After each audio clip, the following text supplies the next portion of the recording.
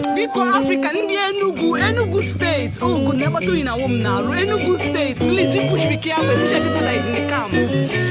Jamboree, Zion, everybody should be careful. Helicopter just get now Paris this morning. Onye ọbụla bụ onye Igbo tụsara m ihe onyonyo a n'ihi na Hausa abatala Ọka. Ndewo gị onye ọma na-ege ntị ma na-ekiri ekiri.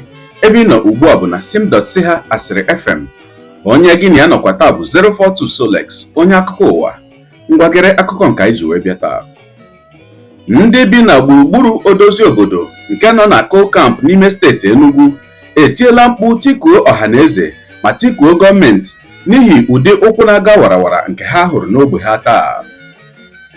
Ya bụ ụkwụ na-aga warawara bụ ndị a na-enyo enyo dịka ndị ugwu bụ ndị na-ebi n'ime ọhịa na-eyi ndụ ụjọ bụ ndị butere ala dị mma n'ala Igbo.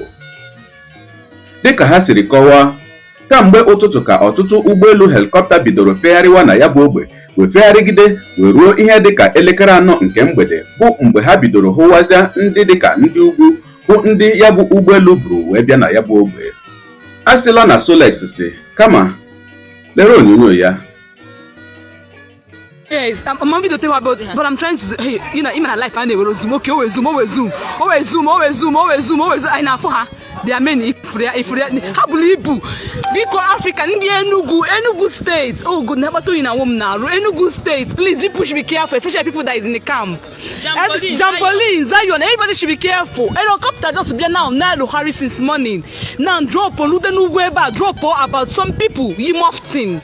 How you mofting? Na Jamboree camp, Enugu State, Zion, everybody should be careful.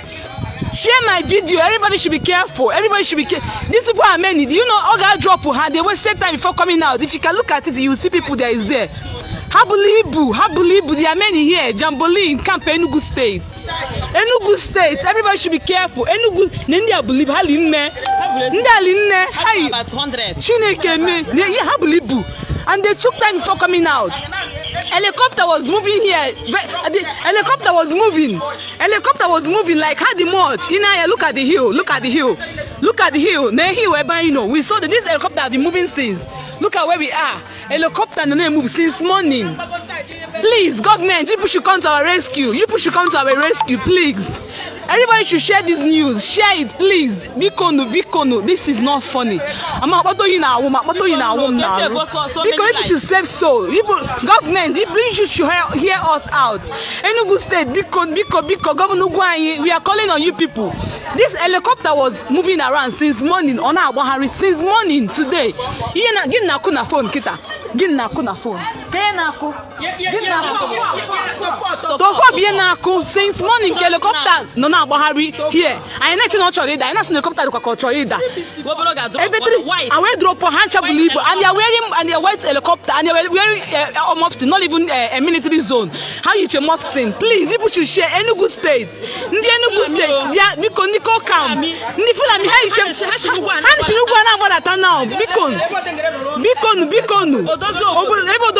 because you should share this thing. Because you should save a life.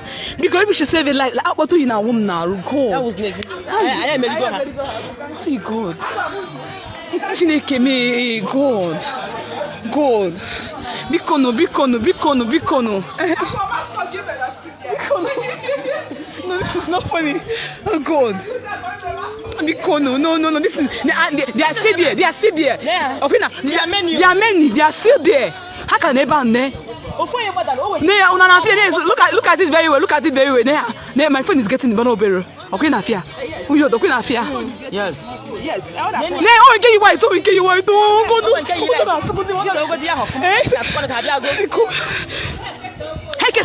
Yes. Oh God. Hey,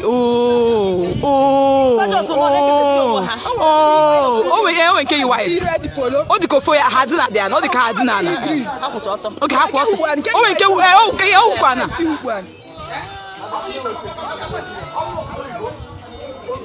Hey, oh God, Enugu State is in the hands of God. Bikono.